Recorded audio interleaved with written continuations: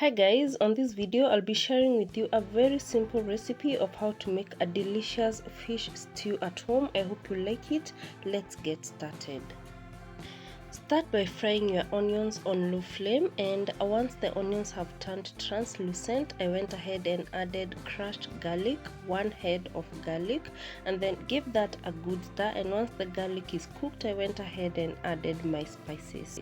And for the spices, I used turmeric powder, cumin powder, and paprika powder. You can switch that up with any other spices that you prefer. And if you've got fish masala at hand, you can use that. Next, I added 1 tablespoon of tomato paste and then incorporated everything into the pot together. Give that a good mix, ensuring everything comes together nicely. Next, I added salt to taste, like you can see on the video, and you can always adjust the amount of salt depending on the amount of stew that you are going to make, and also depending on your taste and your preferences. And as soon as the spices and the onions are fully cooked, I went ahead and added blended tomatoes. You can use chopped tomatoes if you do not have a blender, or you can even grate the tomatoes just to make them easier to cook. And after that, I gave everything a good mix, like you can see here, ensuring that everything comes together nicely, and also making sure that the pot, there is nothing sticking at the bottom of the pot. Next, I went ahead and added a Royco mchuzi mix. I just mixed it into a 1/4 cup of water and then added it into the mixture.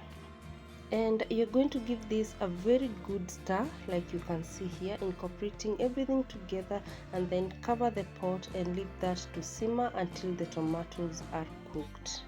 And during the cooking process, I kept checking for seasoning just to ensure that it was right, to make sure that the salt was not too much, neither was it too low.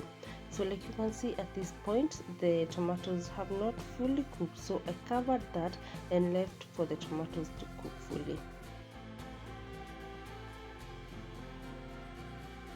And once the tomatoes are fully cooked, like you can see here, I went ahead and added 3/4 cups of buttermilk, and that is maziwa mala. You can use plain yogurt if you do not like buttermilk, and also you can use milk if you do not prefer to use buttermilk in your stews. But if you like maziwa mala like I do, just incorporate it and the recipe will be so perfect and so delicious. You're going to try it again and again.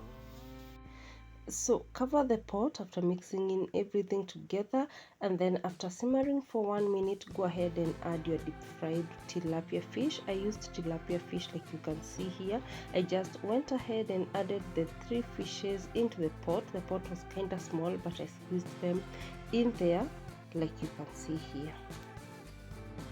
Just make sure that the fishes are covered by the tomato base that is already so cooked and looking so yummy, like you can see on this video. And then you're going to cover that and then leave it to simmer. Remember, the fish is already cooked, and if you prefer, you can go ahead and deep fry it yourself. Mine I bought when it had already been deep fried. And at this point now, I went ahead and added dhania, and that is chopped coriander, just for garnishing and for taste. If you do not have dhania, you can use coriander powder.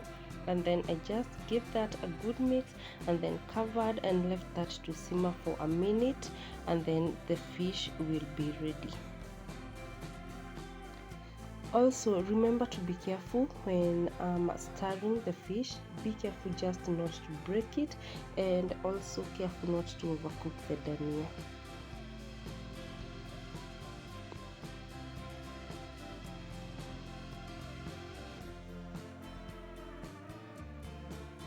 And at this point, the fish is ready to serve. I served mine with some ugali and loved the outcome.